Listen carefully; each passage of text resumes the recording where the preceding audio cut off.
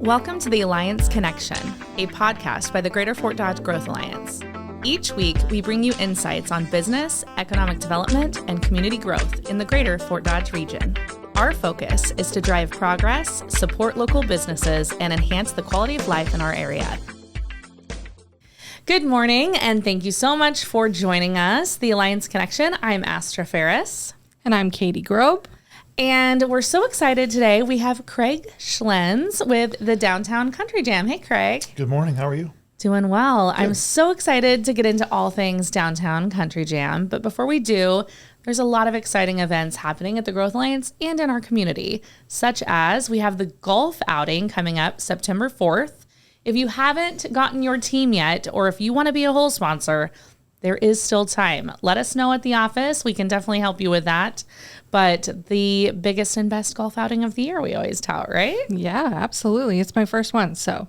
Oh my gosh, it's so much fun. You're going to love it. Yeah, I've never golfed a day in my life, so really? Should be good. That's okay. That's okay. You don't have to golf for this one. There's plenty of No, I plan on not golfing. Involved, yeah. I'm just going to take the pictures and talk to the people. Oh, yeah. Well, and we do say it's an outing, not a tournament. So in the business world, this is a great place to do all your networking, get your business name out there, and just socialize with all of our great community leaders. So you don't have to be a golfer. Good thing. Per se. Yeah. What else is going on, Katie?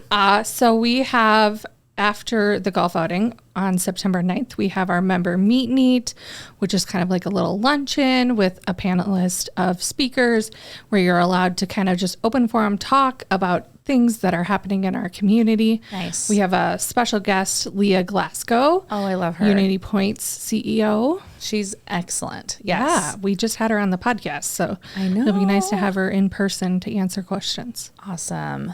And that will be held at the community orchard. Yes. And all of their flowers are in bloom. We've got some of their flowers right here today. And Thank they you just so much, Becker opened Florist. up this weekend, right? Yeah, the zinnias and the flower farm, all their events. So yeah, there's so many things happening in the community. Absolutely. And so if you don't know what's going on in the community, make sure you check in the show notes. We have our community calendar linked there, and that has all of the area's events. Awesome. Well, again, everybody that joined us today, thank you for joining us. But Craig, Downtown Country Jam. Yes. Here we are. I am so excited. Downtown Country Jam, how many years has this been going on?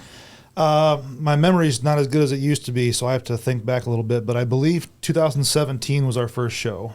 Okay. So this will actually be our 8th year. Wow. We did take a pause in 2020 due to the COVID pandemic at that time, so we did not have a show in 2020, but other than that, 2017 on, this will be our 8th Downtown Country Jam. Wow. So yeah, super excited. And our special act is? Yeah, headlining this year is Trace Adkins. Oh so my we gosh. are super excited. Wow. We've had a humongous response from the ticket buying public as well as our corporate community sponsors, our business sponsors. Nice. Just an overwhelming response this year, and we are so excited for this coming weekend for this Downtown Country Jam show. So we got this artist booked quite some time ago, so we've had a good long time for the lead up to this show. Right. So we've had a great opportunity for marketing, ticket sales. Everything's been going on for quite some time. So our board and our group of volunteers are just really excited to get this thing going, get it set up, and can't wait till the doors open on Saturday. And I guess that also, you mentioned the board and the volunteers. How many volunteers, what does it take to pull an event like this off? Yeah, it's a big lift. So from the beginning of Shellabration, going back to 2002 or so, when Jim Reed and the group first got together and started this whole monstrosity that we call Shellabration. Yeah. Volunteers have been a huge piece of the puzzle for us to be able to do this and make it financially viable for us to put on shows like this. It takes, any given show, 300 to 400 volunteers. Wow. If you look in not just volunteers, but also just staffing people. So from gate personnel to take tickets at the gate, from food and beverage station volunteers to run food and beverage. Yeah. We got people that are cooking hamburgers, hot dogs, bratwurst, serving beverages, running ice back and forth, restocking those stations.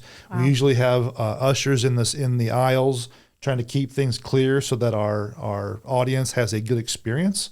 Right. And there's not people standing in front of you, as far as the seating areas. So we try to keep that area moving very well. We also have uniform, police officers. We have uniformed private security personnel. We've got people running merch tents, wristband ticketing stations to make sure people are of age to be able to purchase adult beverages. There's so many different things that we have to think about when it comes to putting on a show like this, not to mention the setup of the event that goes on before and then the post-show cleanup, which is something that nobody really thinks about likes to talk about or think about. But when you go downtown and, once the show's over and people disperse, there's a sea of debris. We place, I would say upwards of close to 100 barrels for garbage around the venue.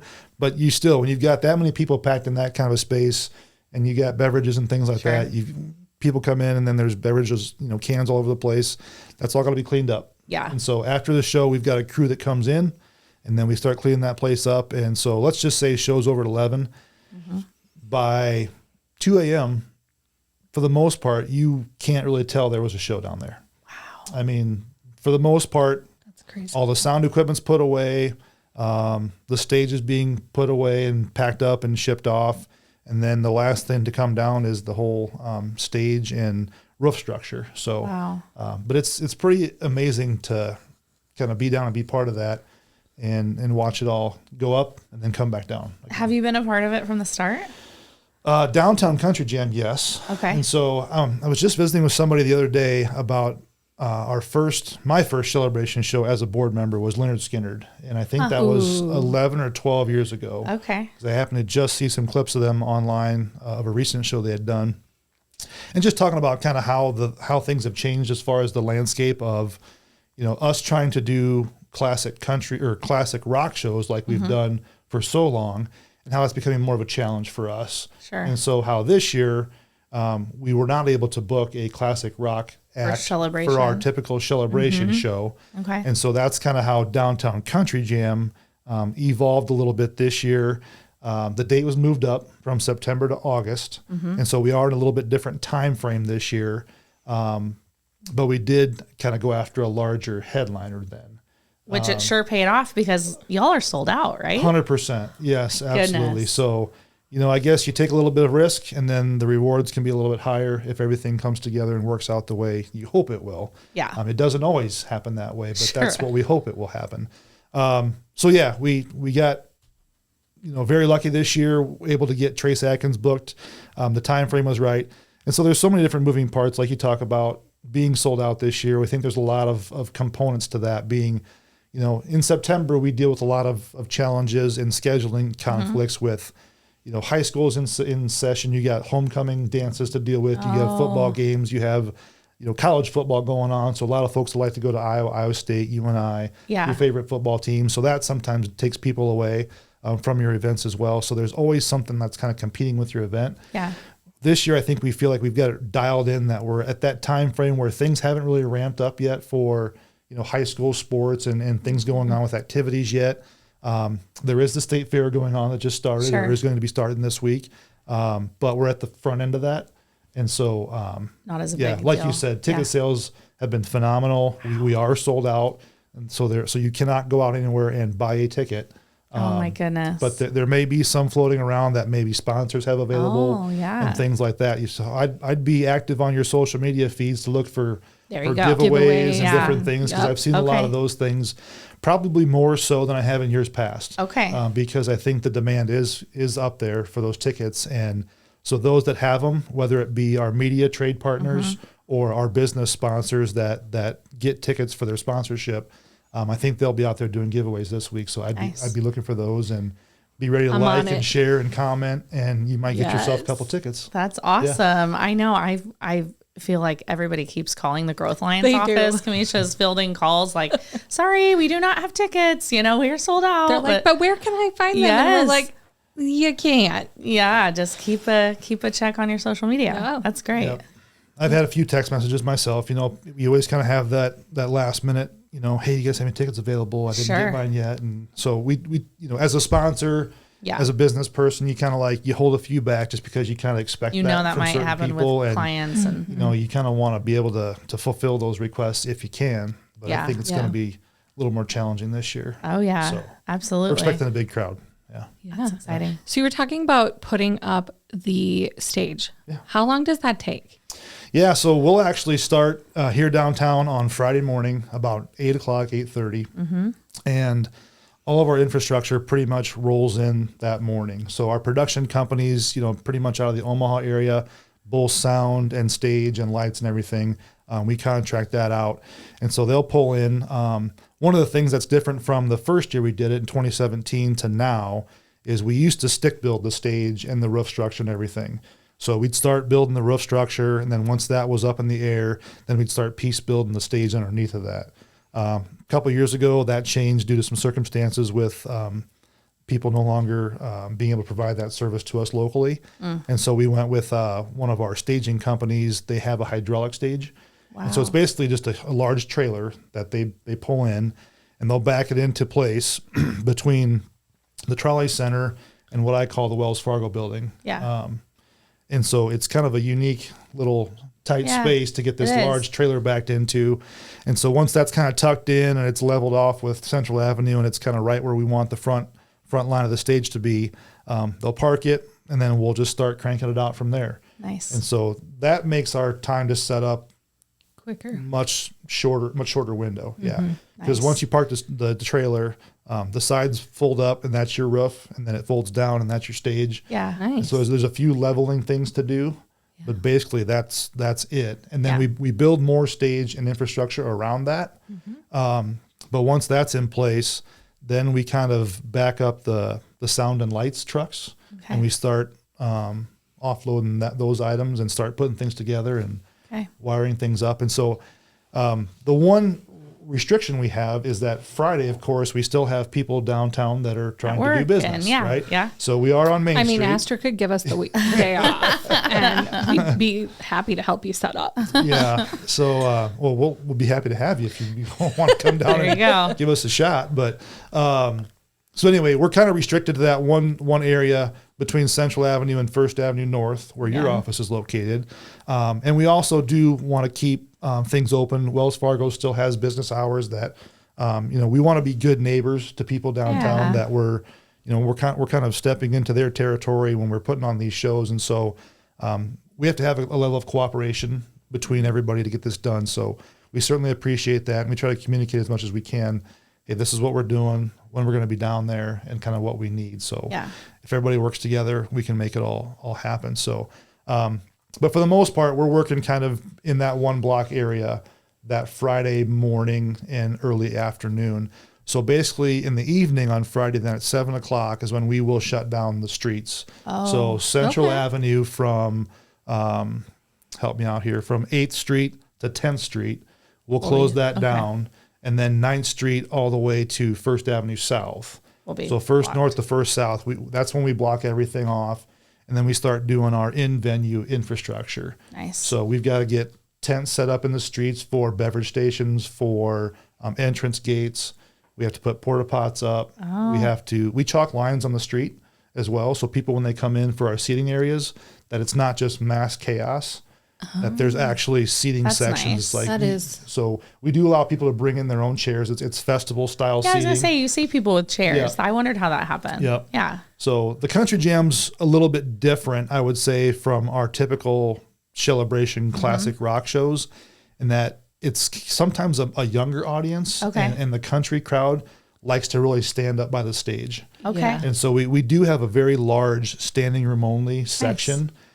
Which is pretty much the whole middle part of the intersection of Central Avenue and 9th Street there. Nice. And so the stage actually has a thrust that comes out to the middle of that intersection, and then all around that is just standing room only. But then outside of that, to both the east and west, and then also to the south in the street is like seating area where people will just set up chairs and they want to sit back and just kind of enjoy the show from their seats. That's awesome. Yeah. Hey guys. Thanks for listening. Here's a quick word from our sponsors. What motivated you to pursue a master's degree in counseling, and why did you choose this online program? I was a teacher for 8 years, a high school English teacher and an instructional coach, and I always wanted everybody to know where to put a comma or how to write a paper or to appreciate poetry, but the thing I loved the absolute most was helping my students and celebrating with them, and that just really led me to deciding that school counseling might be my actual calling. And I chose this program because when I was researching all of the programs, this one was a 2-year program versus a lot of other 3 years. It's one 8-week course at a time, and it was kind of scary to think about going back to school. I didn't know if I would remember how to do school, but I thought I can definitely handle one 8-week class at a time.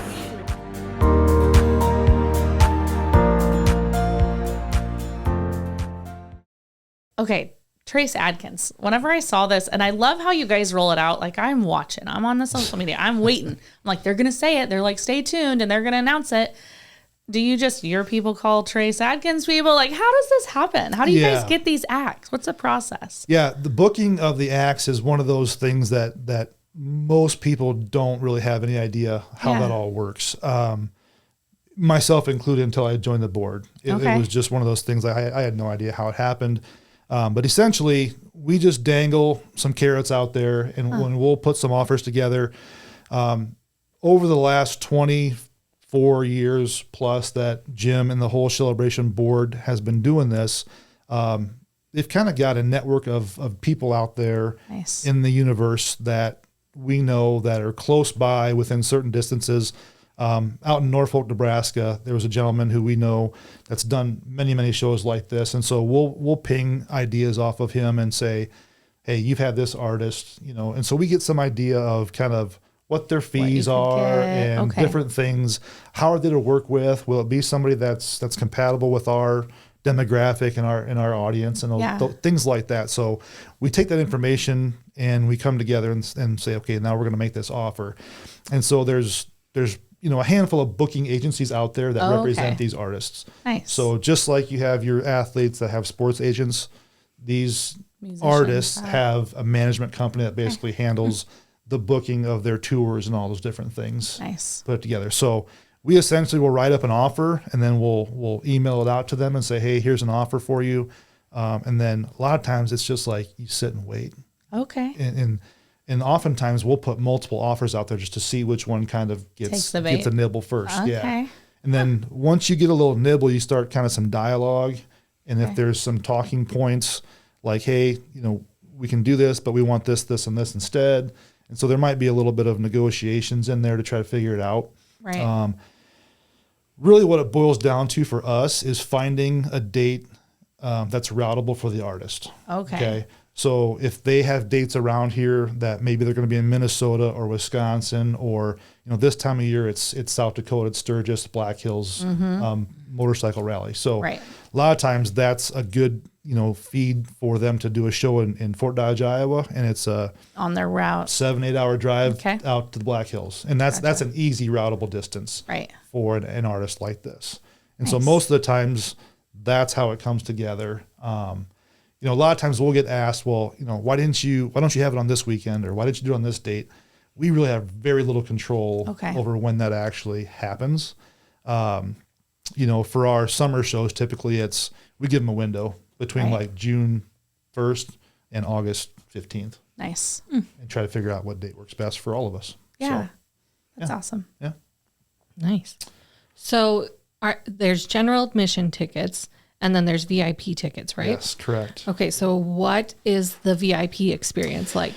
So the VIP is something that we have originally put together was part of our Shellabration Classic Rock Show, all right? So actually, I believe this is the first year that Downtown Country Jam has had the VIP area. Okay. We tried it out last year because we did have our Shellabration concert with Rick Springfield downtown last year because it was in conflict with the girls' state softball tournament at Holland Rogers Park. Oh. And so therefore we couldn't be out at the same time as girls' state softball. It's just not logistically feasible for us to do that. Yeah. So anyway, we tried it out downtown last year. It worked out well. We have the nice green space on the corner there of Central and 9th Street. And so this year, with doing just one show, we kind of adopted that sponsorship model from Shellabration and said, hey, we're gonna go ahead and roll out the red carpet and do the VIP experience for Downtown Country Jam. And again, it's paid off for us immensely in the form of sponsorships. Good. All at a record level for us. It's just been phenomenal this year. So what we do with our VIP areas, it's usually at Harlan Rogers. It's a big tented area. Okay. And it's, you have to have your VIP badge to get in. And we provide complimentary food. And then we also provide complimentary beverage tickets, along with a air conditioned Royal Flush bathroom. Oh. So you get I feel like that is just in itself a really great Right? I'd pay extra for a nicer bathroom. No, absolutely. When it's hot and sweaty, you're like that line. Maybe that's worth it.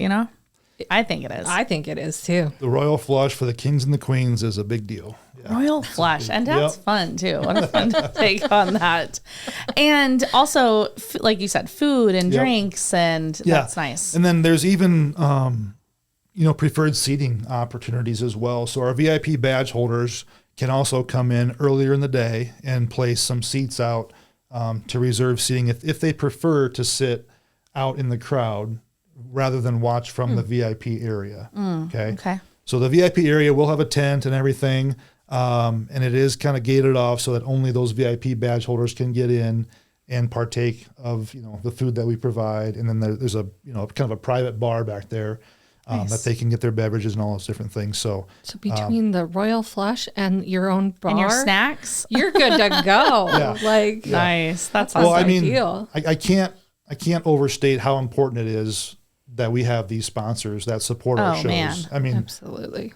Trust me when I say that without their level of financial support, we would not be able to do this in Fort Dodge. And so for the past almost 25 years now, we've had the business community in Fort Dodge and the surrounding area has supported us tremendously, and we are so grateful that they continue to support us. And talking about Growth Alliance and kind of bringing this all together from a quality of life standpoint, having events like this in Fort Dodge, particularly Main Street Fort Dodge loves it when we're downtown here. It's so important for our community to have things for people to do as far as our workforce and the people that work for these companies. So I can't say enough thank you to those folks that are sponsoring us and supporting the events that we do every year. So that's awesome. Yeah. Well, and I think too, it's just, the economic impact of having how many people, let's estimate like 6,000, I don't know, many thousands of people, and every dollar that spends in a community 7 times, it's like, that's a huge economic impact driver for our businesses and hotels and everybody leading up to it. And everybody's going to gas up if they're out of towners. And like you said, too, for the workforce and quality of place, just having fun things to do locally is just huge. And a household name like Trace Adkins, right? That's amazing. So thanks to all the volunteers and the board, too, because that's awesome. And the sponsors to make it happen. Yeah. No, it's incredible. I mean, so many people, including myself, look forward to these events every year. It's a lot of work, when you're down there for probably 40 hours over the course of a 2-day time frame. But the payoff is when you see that crowd in there, and then when that first chord hits, with that opener on the stage, it's really awesome. Yeah. We really should talk about, though, we do have a couple of local bands opening for Trace Adkins, and that's super important. So our opening act is Jared Benson. Oh, he's so his good. Band. It's his band. So we have a full band. Really? I don't know that I've heard his full band. I've just heard maybe him like at the winery or something, Yeah, I've seen him. I think maybe there was a 3-piece band that was down at Shiny Top one night. We went and previewed him before we got this offer all done. But I know Jared's super excited about playing for this crowd downtown. And the band he's put together is going to be a lot of fun to watch. Nice. So we're super excited to see the Jared Benson band down there. Nice. And then the direct support act is a group called The Boys. They're a kind of a country duo out of southeastern part of Iowa. Okay. But again, locally based musicians that have some of their own music, original stuff that they're going to play, along with some other hits sprinkled in to get the crowd kind of up and rolling before Trace Adkins takes the stage. So we're super excited about this lineup. It's going to be an awesome, awesome night. That sounds like it. Yeah. That's so cool. Any teasers, anything else that you want folks to know for future? I mean, Downtown Country Jam, like you said, is growing, sold out this year. Any talk on the board of what's to come in the future on some of these music acts to Fort Dodge region? Yeah. So, as this event continues to kind of grow and evolve, we knew 8 years ago when we started Downtown Country Jam, that we kind of struck a nerve and that country music had a place in Fort Dodge, Iowa. And so it's kind of taken some of us on the board a little bit of time to get there. Yeah. But seeing the success of ticket sales and this show being a sellout this year, we know that we can continue to take this model and grow it further. Nice. And so, with it being sold out and we're kind of at our capacity downtown we're thinking about 5,000 people will be downtown. Wow. Be our largest group, our largest crowd ever down here. So with that comes some challenges with, just logistics and all those things. There's only a certain amount of space that you can put people at downtown. So we are in discussions with an artist for next year and hoping to get that solidified here in the very near future. But most likely we'll be out at Harlan Rogers Park next year. Okay. Yep. And so we're just going to kind of adopt and take our Downtown Country Jam out to Harlan Rogers simply because just space-wise we have so much more room to work with. Right. We can kind of do the full VIP treatment with the full tent. But that being said, we're super excited about being downtown here this weekend. And just with the buildings and the lighting that we do and all the special effects, it's just a really, really unique atmosphere for a concert. Yeah. And it's really cool to see that area transform. That's Definitely. awesome. Well, thanks for what you do. Yeah. Well, it's a pleasure. What time do the gates open for everybody to get? Gates open at 5 o'clock. Okay. Yep. So gates open at 5.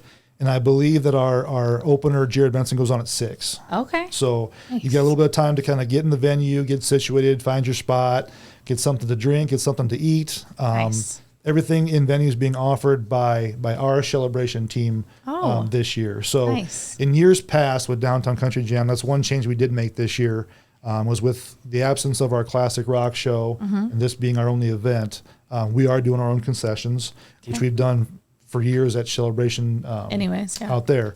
So we're just bringing those folks in to do that. And so we'll be grilling up, your normal stuff, your brats, your burgers, all those good items for you to kind of come in the venue, get something to eat. We'll have plenty of cold beverages on hand for people to eat and drink and be merry. There you go. As far as what to bring, if you prefer to bring a chair to sit in, you want to bring your folding chair. Otherwise, there's ATMs in venue, so you can get access to cash if you don't have cash. All of our beverage stations take cash only.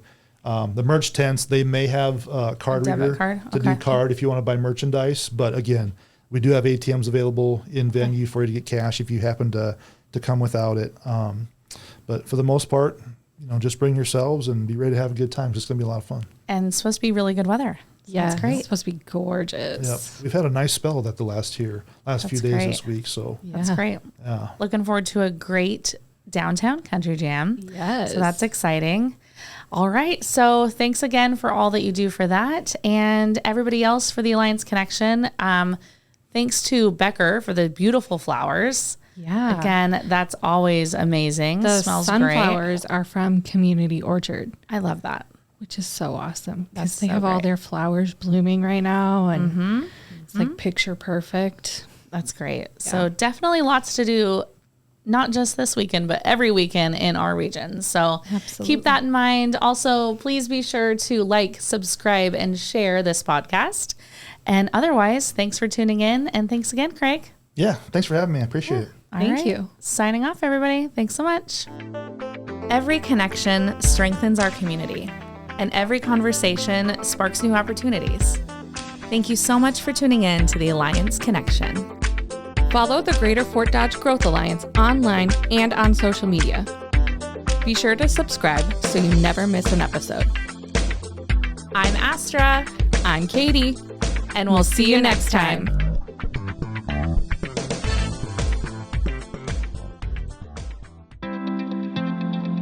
This podcast is produced by Spin Market and Digital.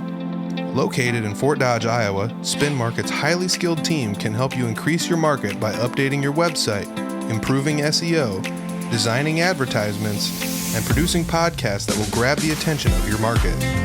Contact Spin Market today for all your digital marketing needs at digitalagent@spinmarket.com or call us at 515-302-8026. And to learn more, visit our website at www.spinmarket.com.